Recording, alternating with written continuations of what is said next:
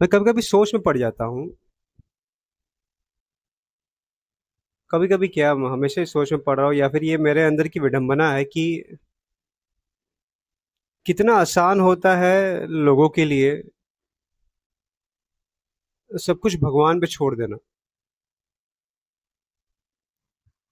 मैंने काफ़ी लोगों को देखा है कि सुबह का बताया बिताया हुआ दिन, रात का बिताया हुआ दिन वो ख़त्म करते हैं भगवान का नाम लेके।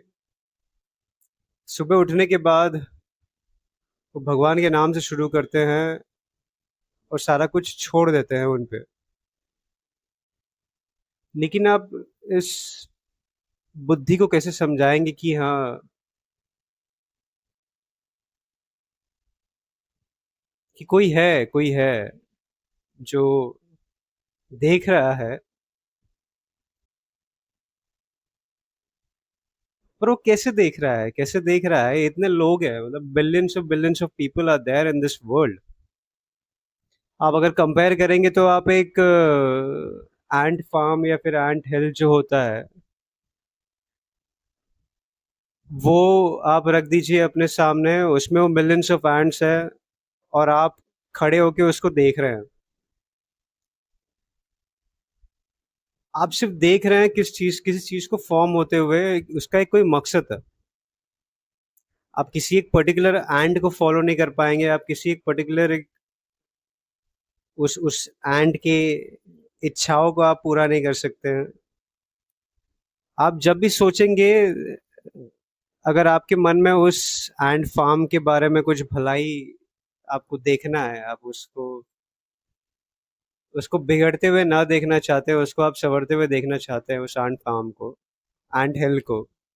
अगर आपको आपके आपके दिल में इच्छा है कि मैं उसे बचा के रखूं, तो आप वो पूरे के पूरे ढांचा को बचाने के सोचेंगे। मतलब आप ऐसा नहीं, आपके दिमाग में आएगा कि कोई एक एक पर्टिकुलर एंट है,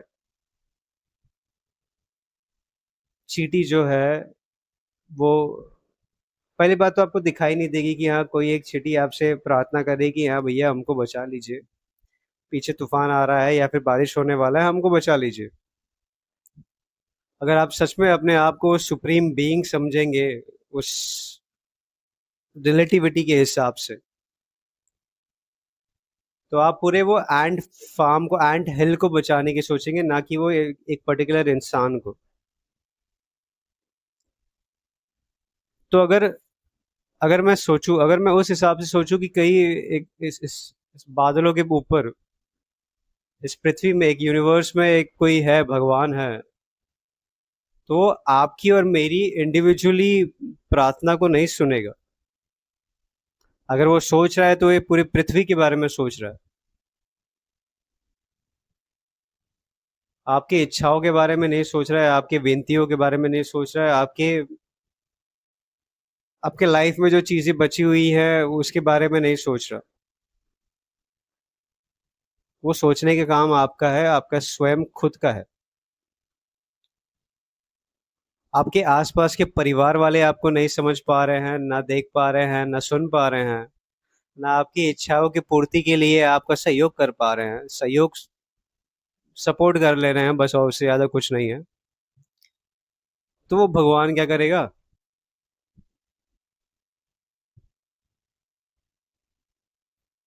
यही सोचता हूँ मैं। और ये सोच जब मैं छोटा सा था और मेरे पिताजी हमेशा मुझे कहते थे एग्जाम्स के पहले कि हाँ भैया, अब बेटा जाके भगवान के सामने हाथ जोड़ लो। मैं जाता था, मैं उनका बात सुनता था, उनके बात को कभी मैंने टाला नहीं। मैं हमेशा जाता था मंदिर के सामने हाथ जोड़ के, बस यही पूछता था कि भाई एग्जाम का रिजल्ट तो मेरे पढ़ाई पे डिपेंड करता है, रात को तो मैंने कुछ पढ़ा नहीं। मैं आपसे क्या मांगू? भगवान से मैं यही बातें करता था कि मुझे पता है कि मुझे पढ़ना है, मुझे देखना है, मुझे ही करना है सब कुछ। मेरे पिताजी मुझसे कह रहे हैं कि जाके भगवान के सामने हाथ जोड़ ले। तो मैं इस इवेंट में मैं आपसे क्या मांगू? मैं आपसे ज्यादा से ज्यादा यही मांग सकता हूँ कि क्वेश्चंस जो है वो थोड़े सिंपल है। हाँ? डिफिकल्टी लेवल थोड़ा सा आप कम कर दीजिए अगर हो सके, आपके हाथ में है तो। मेरा पेन काम करने लग जाए, ऐसा ना हो कि पेन बीच में अटक जाए मेरे। तो ये सवाल तो हमेशा से था मेरे दिमाग में कि मेरा और उनका नाता क्या है, भगवान का। भगवान बनते कैसे हैं, भगवान होते कैसे हैं। आप आसपास अपने देख लीजिए कि बहुत सारे लोगों के गुरु होते हैं जिनको भगवान का दर्जा दिया जाता है। उनके फोटोज को उसी मंदिर में स्थापित किया जाता है जहाँ पे वो उन भगवानों को रखा गया है, जिनको हम पता नहीं कितने सैकड़ों सालों से मानते आ रहे हैं, उनकी पूजा करते आ रहे हैं। आप इमेजिन करिए कि एक कोई नगर का कोई गुरु है, कोई एक संत आदमी आके प्रवचन देने वाला, कुछ सिखाने वाला लोगों को, थोड़ा सा उनका मन जो विचलित होता है उसको शांत करने वाला एक इंसान किसी एक नगर में घूम रहा है। उसको कुछ लोगों ने गुरु की उपाधि दे दी, ठीक है। गुरु की उपाधि देने के बाद उनको एक दर्जा दिया गया, महत्व दिया गया, उनको एक पेडेस्टल पे रखा गया। उनके बारे में लोग लिखने शुरू कर दिए कि हाँ, इन्होंने कैसे उनके मन को शांत किया, उनका मदद की। उनके आसपास रहने से कैसे लोगों की तकलीफ हट जाते हैं, तकलीफ दुख सारे मिट जाते हैं। 30-35 के उम्र से उनका पहचान हुआ कि वो गुरु बन गए। 30-35 से लेकर 60-65 तक, जब तक वो जिंदा रहेंगे तब तक लोग उनके पास आ रहे हैं। उनके बारे में मार्केटिंग हो रही है, उनके बारे में प्रचार हो रहा है, फैलाव हो रहा है उनके बारे में कि हाँ, ये एक आदमी है जिनके पास सारे सवालों के हल है। आप जाइए उनके पास, कोई भी दुख तकलीफ हो आप बात कर सकते हैं, वो आपको एक हल प्रदान कर देंगे। वो हल भी कैसे है, एक मेटाफोरिकल हल होता है, मेटाफोरिकल सिचुएशन सॉल्यूशंस होते हैं। 60-65 की उम्र के बाद जब उनका देहांत होता है तो कुछ लोग जो उनके चेले होते हैं, जो उनके आसपास जो रहते हैं, जो उनका सारा देखभाल करते हैं, वो क्या करते हैं, उनके एक्चुअली ये जीते जी हो जाता है कि उनके जो चित्र होते हैं वो फैलना शुरू हो जाते हैं। कभी मेडालियन के तौर पे, कभी ऐसे हाथ दिखा के आशीर्वाद देते हुए, ताकि लोग उनका एक परछाई लेके अपने साथ अपने घर ले जाए। वो लोग जो उनके आसपास नहीं रह सकते, वो लोग उनके लोगों ने एक संस्था बना दी उनके नाम की, जगह दे दिया किसी ने दान में, तो वहां पे एक पंडाल बन जाता है, उनके रहने का देख रेख करने का एक सुविधा बन जाता है। उनके आसपास 10 से 12 लोग जमा हो जाते हैं जो ठेका ले लेते हैं कि हाँ, हम गुरु जी के असली चेले हैं और हम ही से पहचान है गुरु जी की। ठेकेदार जो कहते हैं, भगवानों के पंडित होते हैं, इनके चेले होते हैं। हमें ही दक्षिणा दी गई है, दीक्षा दी गई है, गुरु दीक्षा जो होती है वो हमें सबसे पहले मिला हुआ है, तो हमारा हक बनता है। तो एक काफी बड़ा एक ऑर्गेनाइजेशन बन जाता है उनके आसपास। नेक्स्ट जब उनकी समाधि होती है, उनका देहांत होता है, तब चेलों के दिमाग में ये आता है कि अब इनका प्रचार कैसे हो। अब वो इंसान तो है नहीं, उसकी आत्मा को कैसे आप प्रचलित कर सकते हैं। तो इसमें फिर कहानियां बननी शुरू हो जाती है। कुछ लोगों को उनकी दीक्षा के बाद उनके बिजनेस में बढ़ोतरी दिखती है। कुछ लोगों को उनके समाधि के पास जाके सर पटकने से नौकरी मिलने की खुशी मिलती है। कुछ लोगों को उनके पास जाके संतान प्राप्ति के जो इच्छा है उनके अंदर अधूरा रह गया है वो पूरा हो जाता है। अब आप इसको कोइंसिडेंस समझे या फिर इसको ये दरअसल कोइंसिडेंस नहीं होता है, ये एक अलग टॉपिक है, पर मैं जिस टॉपिक पे बात कर रहा हूँ उससे कंटिन्यू करता हूँ कि कैसे भगवान बनते हैं। तो ये कहानियां जब फैलना शुरू हो जाता है, मार्केटिंग का बहुत बड़ा एस्पेक्ट होता है इसमें। मार्केटिंग जो है इन चीज़ों की काफ़ी स्ट्रांग होती है, बिकॉज ये आपकी इमोशंस, आपकी लाइफ के अधूरापन को जो थोड़ी बहुत कंप्लीटनेस जो ला के देती है, वो बहुत ही इमोशनल होता है। तो इसमें आपको पुश करने की ज़रूरत नहीं होती, ये पुल टाइप की मार्केटिंग हो जाती है। पुश एंड पुल एक मार्केटिंग का एक डिफरेंट एस्पेक्ट है। तो ये पुल मार्केटिंग होती है जिसमें आप नहीं करते, आपके आसपास की कहानियां आपके लिए काम कर जाती है और लोग काम कर जाते हैं, वर्ड ऑफ माउथ जो होता है।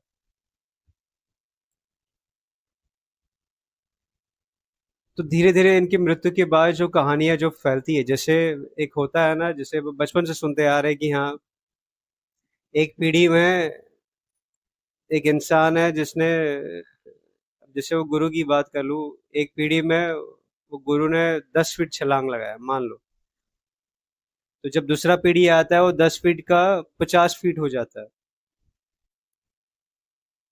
फिर तीसरा पीढ़ी आता है तो 50 फीट का 500 फीट हो जाता है। चौथे पीढ़ी, पांचवें पीढ़ी, 10वें पीढ़ी आते आते वो समुंदर लांघना शुरू कर देते हैं। आप समझ रहे हो वो कहानी में जो बढ़ोतरी होती है वो इंसान की, क्योंकि आप टेक्निकलिटीज में नहीं जा सकते इसमें। जब जब आप आस्था की बात करते हो तब आप टेक्निकलिटीज की बात नहीं करते हो, आप हमेशा आश्चर्य और जो जादुई दुनिया जो उसके आसपास जो उसके साथ रैप होती है, आप उसी की बात कर सकते हो। सिंपल सा एक उदाहरण दे सकता हूँ कि कुछ कुछ गुरु ऐसे थे कि जिनके आसपास अंग्रेजों की छावनी थी और हमारे ही देश के लोग मर रहे थे आसपास उनके, पर उनकी जीते जी उनके अंदर इतनी क्षमता नहीं थी कि हाँ वो हमारे देश को बचा सके या आसपास के लोगों को बचा सके। और आज दुनिया भर के लोग उनके बारे में आस्था लिए घूमते हैं। बहुत सारे गुरु ऐसे हैं, बहुत सारे लोगों के पास आप चल जाएंगे तो आप उन्हीं वही वही वही टाइम पीरियड के बहुत सारे लोग हैं जिनके फोटोज लगे पड़े हुए हैं कि इनके अंदर बहुत ही जादुई ताकत थी। तो ऐसे बनते हैं भगवान। तो back to the topic of how miracles happen. कैसे कुछ लोग होते हैं जो कि इतना इतना इतना कॉन्फिडेंटली वो कहते हैं कि नहीं मेरे साथ हुआ है, मेरी जिंदगी में बदलाव हुआ है उस इंसान के पास रहने के बाद। ये सारी चीजें प्लेसिबो इफेक्ट होती है। प्लेसिबो इफेक्ट एक मेडिसिनल कैटेगरी है। जब आप डॉक्टर के पास जाते हैं, कुछ लोग होते हैं जिनकी बीमारी मानसिक तौर पे होती है। इंसान अपने आप को बीमार कर सकता है सिर्फ सोच सोच के।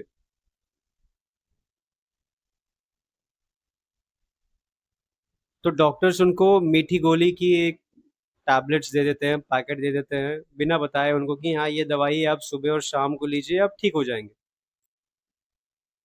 तो जब वो इंसान उसको दवाई समझने लगता है और सोचता है कि नहीं हाँ मेरे मेरे ये गोलियां खाने से मेरा जो बीमारी है वो ठीक हो जाएगा। वो जब वो कॉन्फिडेंस उस दवाइयों पे लेके आता है तो उनका शरीर उसके हिसाब से रिएक्ट करना शुरू कर देता है। तो ये सेम चीज होता है, प्लेसिबो इफेक्ट होता है कि हाँ अगर मैं पूरी तरह से आस्था में डूब जाऊं तो शायद से मेरा शरीर मेरे बारे में सुनने लग जाए। जो एनर्जी आपके आसपास है वो चेंज होनी शुरू हो जाती है। तो ये होता है आस्था। आस्था जो होता है वो एक प्लेसिबो इफेक्ट होता है। कुछ तौर तरीके जैसे यज्ञ हो गए, हिम्स हो गए, यज्ञ हो गया, मेडिटेशन हो गया, जो माला जपना होता है, पूजा अर्चना जो होती है, इसके कुछ मीनिंग्स हुआ करते थे, कुछ साइंटिफिक वैल्यू हुआ करती थी। मैंने अभी ठीक से अभी तक पढ़ा नहीं है, तो मैं इसके बारे में टिप्पणी नहीं कर सकता हूँ कि ये किस वे में आपके लिए यूज़फुल है। बस एक चीज़ होती है कि हाँ, जो आपकी वो आपकी पूरे इच्छाओं को मोड़ के, आपकी इच्छाओं को एक पूरा आपकी इच्छाओं का गुलदस्ता बना के,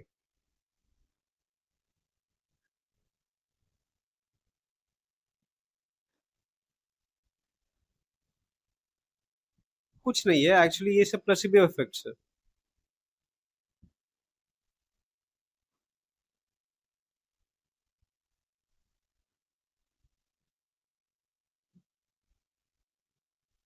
और मैं इनको दोष नहीं देता, मैं इनके खिलाफ कुछ कह नहीं रहा हूँ। लोगों को जिस हिसाब से जीना है, जिस मकसद के लिए उनको कुछ करना है, या फिर कुछ चीजें जो है, जो आपकी समझ में नहीं आती, मेरी समझ में नहीं आती, पर उनके लिए वो काफी बड़ी चीज होती है। आप उसको मना नहीं कर सकते, आप उसको नकार नहीं सकते किसी भी तरीके से, क्योंकि आपके अंदर भी इतनी समझ नहीं है उसको समझने के लिए। ये छोटी छोटी जो एनर्जी डिसिपेशंस होती हैं, जो वाइब्रेशंस होती है आपके आसपास, जो ये क्रिएट करती है माहौल, आप और मैं इसको समझने लायक है नहीं। अगर आपका ईगो कहता है कि मैंने इसको समझ लिया है, तो आप बेवकूफ है। आपका ईगो चार किताबें पढ़ के, चार चीजें सुन के, किसी को सुन के कोई कहता है कि नहीं हाँ ये सब चीज व्यर्थ है, और आपने मान लिया कि ये सब चीज व्यर्थ है, कभी आपने उसको जानने या की कोशिश नहीं की, कभी आपने घुसा नहीं उस चीज को, आपने कुछ कुछ एक हाइपोथेसिस क्रिएट नहीं किया उसके बारे में समझने के लिए, तो आप सच में बेवकूफ इंसान है। नहीं कह सकते, universe is a very strange thing, it's a very chaotic platter of dishes from which you can choose pieces to create your own piece. सो आपका सबका एक इंडिविजुअल तरीका होता है। किसी को पूजा करते हुए देख के आप चिढ़ो कि नहीं हाँ ये इंसान बेवकूफ है, ये इंसान नासमझ है, ये इंसान को कुछ पता नहीं है। आप कोई होते नहीं हो इसके बारे में कुछ कहने वाले। आपका खोखलापन नजर आता है उसमें कि हाँ, आपका खोखलापन, आपका ईगो नजर आता है उसमें। आप कभी अपने मन के अंदर झांक के आप पूछिए कि कभी मैंने कोशिश भी की है उसको समझने की या उसको जानने की, पूरे मन से।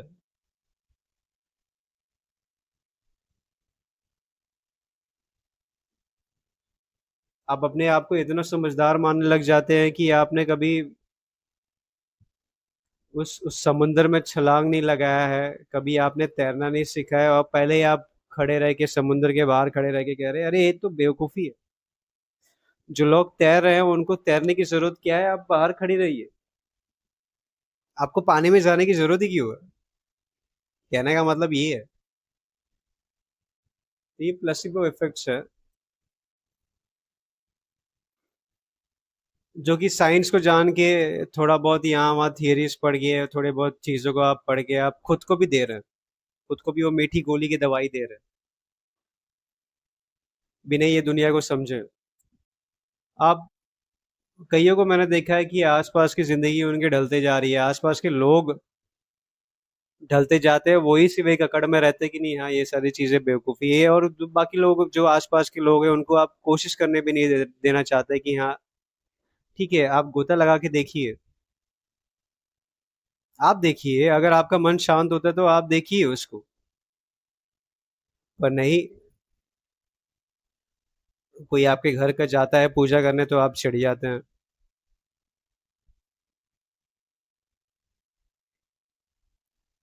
कोई पूजा पाठ करवाने की बात करता है तो आप चिढ़ जाते हैं। इससे समझ में आता है ना कि आप स्वार्थी इंसान हैं, आप सिर्फ अपने बारे में सोचते हैं। आप एक बहुत ही बड़े इगोइस्टिक पर्सन है, जो कि जिसने एक सिद्धांत को मान लिया कि हाँ सिर्फ यही सही है तो यही सही है। तो आप में और वो अंधविश्वासी आदमी में कोई एक फर्क नहीं है, कोई भी फर्क नहीं है। कुछ भी फर्क नहीं है दोनों में। मैंने कभी नकारा नहीं है इस चीज को कि हाँ शायद शायद एक मेरा मेरा एक्चुअली बिलीफ ये है कि एक ये जो यूनिवर्स है एनर्जीज के ऊपर डिपेंड करती है। एनर्जीज जो होती है आसपास की जो इलेक्ट्रोमैग्नेटिक एनर्जीज जो होती है उससे जुड़ी हुई है। और आप इमेजिन नहीं कर सकते ये यूनिवर्स की वास्टनेस, ये साइज को। आप पृथ्वी में एक कोने में एक पड़े हुए आप एक कीड़े हैं जो कि पूरे यूनिवर्स के बारे में कह सकते हैं कि हाँ यहाँ पे कोई नहीं है, कोई देखने वाला है नहीं, कोई संभालने वाला है नहीं। आप कभी डिस्कवरी चैनल खोल के देख लीजिए यार, लाइट के बारे में पढ़ लीजिए कि हाँ लाइट ट्रैवल करने में, आप समझ रही है। आप एक आप बचपन में जो आप फ्लैश करते थे ऐसे लाइट टॉर्च लेके जब आप खेलते थे, तो जैसे ही बटन ऑन किया वो टॉर्च का एक परछाई आपकी दीवार पे पड़ जाती थी। आप सोचिए वो इतनी गति वाली चीज को ट्रैवल करने में लाइट ईयर्स का एक कंसेप्ट है कि साल में जो लाइट कितने दूर ट्रैवल करती है उतनी दूर पे चीजें हैं। मार्स कितने लाइट ईयर्स दूर है। आपकी मून मून जो सामने से दिख रही है उसका लाइट, सन का लाइट आने में 8 मिनट लगती है, लगता है पूरा पूरा का पूरा 8 मिनट लगता है पृथ्वी में आने पे। आप कंप्रीहेंड नहीं कर सकते हैं, लाइट को पहुंचने में 8 मिनट लगता है। वो चीज जिसको बटन दबाते ही टॉर्च को आपको सामने लाइट का रे दिखता है, आप इमेजिन उसका गति नहीं इमेजिन कर सकते हैं। उस चीज को आपके पास पहुंचने में 8 मिनट लगता है। Incomprehensible to the human mind technology है जो कि मार्स तक पहुंच पाई है। प्रोब्स है जिसको सालों दर साल लग गए हैं वीनस के पास पहुंच, वीनस नहीं, वीनस भी पहुंचने के सालों दर साल लग गए हैं। आउटर एरियाज में एस्ट्रॉइड बेल्ट जो है हमारा सैटर्न के बाद, वो पार करने में कम से कम 10 से 12 साल लग गए।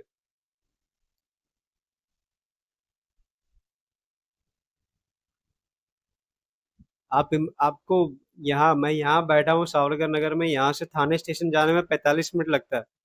अगर मैं चल के नॉन स्टॉप जाऊँ तो 12 साल सिर्फ चलते रहूं तो मैं खत्म हो जाऊंगा। इतनी इतनी बड़ी सिर्फ हमारे हमारा जो सौर्य मंडल है वो इतना बड़ा है, हमारा जो सोलर सिस्टम है वो इतना बड़ा है। हमारा जो सोलर सिस्टम है एक गैलेक्सी का एक छोटा सा अंश है, एक एक पार्टिकल मात्र है, डस्ट पार्टिकल मात्र है। जो मिल्की वे गैलेक्सी जो है उसका एक डस्ट पार्टिकल मात्र है। और आप यहाँ पे बैठ गए उस डस्ट पार्टिकल में बैठ गए, आप सोच सकते हैं कि बाहर कोई है नहीं जो इसको संभाल रहा है।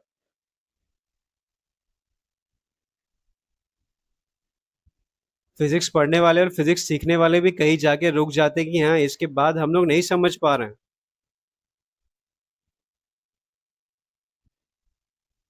डायमेंशंस रुक गई है, थर्ड 3D डायमेंशन तक रुक गए हैं। आप 4D के बारे में सोच नहीं सकते, 5D है, 5D है, 6D है, 8D है।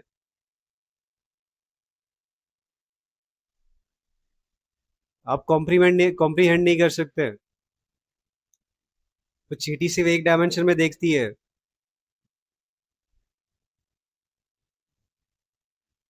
उसको ऊपर कर दो, तिरछा कर दो तो दो डायमेंशन में आती है। आप चीजों को 3 डायमेंशन में देख रहे हैं। बाहर की जो फिजिक्स है पता नहीं कौन से डायमेंशन में चल रही है। समय तो हमारे हिसाब से कुछ है नहीं, सिर्फ पास होता हुआ टिक टिक टिक टिक जो घड़ी चलता है वही है। जो नेक्स्ट डायमेंशन है वो टाइम का है।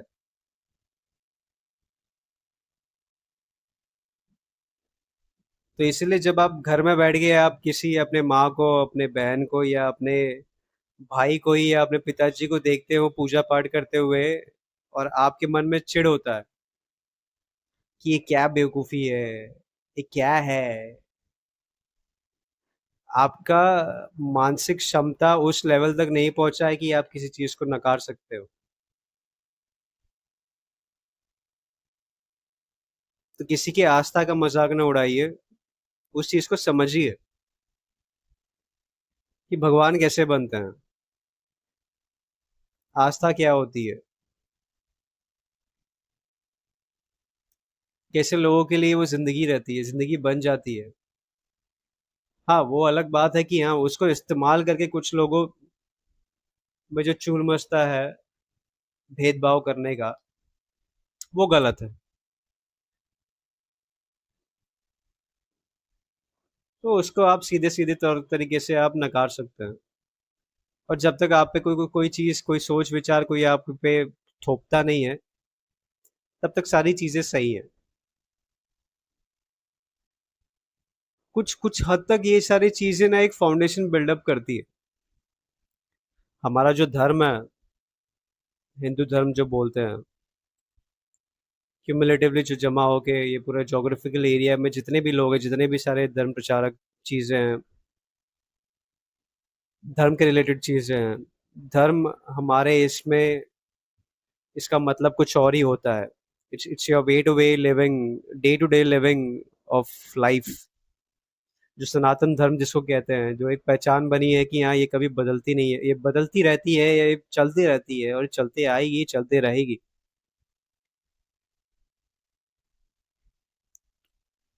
ये कहीं ना कहीं एक फाउंडेशन बिल्डअप करता है।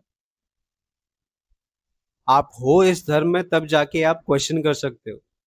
मैं यहाँ बैठ के भगवान के बारे में क्वेश्चन करके उन्हीं लोगों के बीच में खाना खा सकता हूँ आराम से, जो कि उस भगवान के लिए जान दे सकते हैं। ये हमारा धर्म है। लोगों को अपने हिसाब से जीने का एक तरीका देती है। और कुछ लोग इसी को नकारने पे तुले हुए हैं कि हाँ ऐसी कोई चीज नहीं, ये सारी चीजें बेवकूफी है। बेवकूफ आप हैं। बेवकूफ आप है जिन्होंने कभी इन सारे फीलिंग्स को, इन सारे इमोशंस को किसी एक हाइपोथेसिस में ला के उसका आंकलन नहीं किया, उसके बारे में समझने का कोशिश नहीं किया हुआ है। समझने का कोशिश ये नहीं कि हाँ मैं दिन में एक बार दो बार जाके बैठ के मैं मंदिर के सामने घंटी बजाऊं तो मैं देखूं क्या मुझे महसूस होता है, ये वो महसूस करना नहीं होता। आपको कभी कभी अंधा बनना पड़ता है ये सब चीजों को महसूस करने के लिए। आप नेचर के बीच में बैठते हैं, आप उसको सवाल नहीं करते कि हाँ ये क्लोरोफिल्स है, यहाँ पे फोटोसिंथेसिस हो रही है, मैं पेड़ के पास बैठा हूँ तो मुझे ऑक्सीजन मिल रहा है, ये हवा जो बह रही है मेरे चमड़ी को छू रही है तो मुझे एक ठंडक महसूस करवा रही है। आप कुछ नहीं सोचते इसके बारे में, आप सिर्फ बैठते हैं सोचते हैं कि कितना आनंदमय चीज है ये, कितना पीसफुल है ये। आप अंधे हो जाते हैं उसको महसूस करने के लिए। तो इसलिए चीजों को महसूस करने के लिए आपको अंधा बनना पड़ेगा। और अगर आप अंधा बनने का क्षमता नहीं रखते हैं तो आपको किसी को टोकने का हक नहीं है। मैं अपने धर्म के सारे भगवानों को एक इंसान मानता हूँ कि वो ऐसा कोई इंसान इस पृथ्वी पे घूम रहा होगा उस जमाने में। और अगर जितनी भी चीजें कही गई है, अगर उस इंसान के अंदर वो 10% की भी क्षमता होगी तो मैं वो 10% पहुंचने का उम्मीद रखता हूं कि मैं उसका 1% तो पहुंच जाऊं, उस क्षमता का।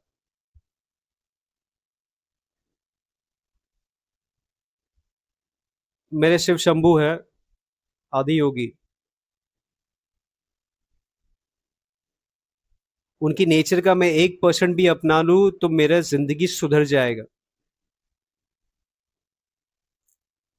मैं उनके नेचर का 1% भी अगर अपना लूं तो मेरा लाइफ सुधर जाएगा। मैं उसी कोशिश में लगा पड़ा हूं। मैं उनको एक इंसान समझता हूं जो घूम रहे होंगे इस पृथ्वी पे।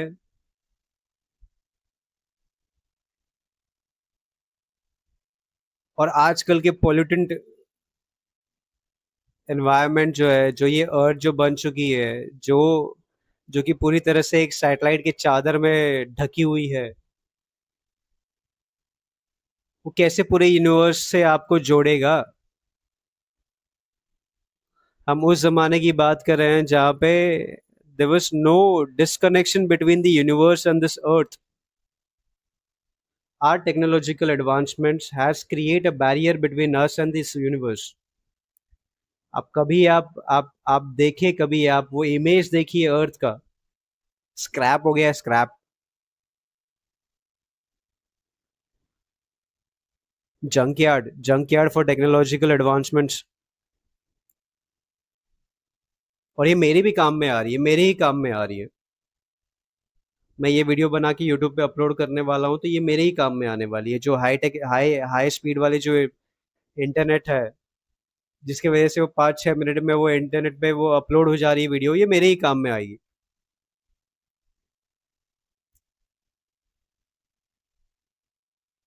तो ये सामने सामने आप देख रहे हैं कि न मैं न मैं उसको पूरी तरह से गाली दे सकता हूँ, न मैं पूरी तरह से उसको अपना सकता हूँ, क्योंकि आज के ज़माने में जीने के लिए मुझे इसकी ज़रूरत भी है। और जो एक्चुअल जो ह्यूमन कंडीशनिंग है, जो यूनिवर्सल कंडीशनिंग है, उसके लिए ये पूरी तरह से पाप है। ऐसी है एक इंसान और भगवान का रिश्ता। तो आप किसी चीज़ को नकार नहीं सकते, किसी चीज़ को आप ढकेल के हटा नहीं सकते कि हाँ, ये अगर मुझे हजम नहीं हो रही है तो मैं किसी और को हजम होने देख नहीं सकता। मैं किसी और को वो चीज़ें हजम हो रही है, वो मैं उसको देख नहीं सकता।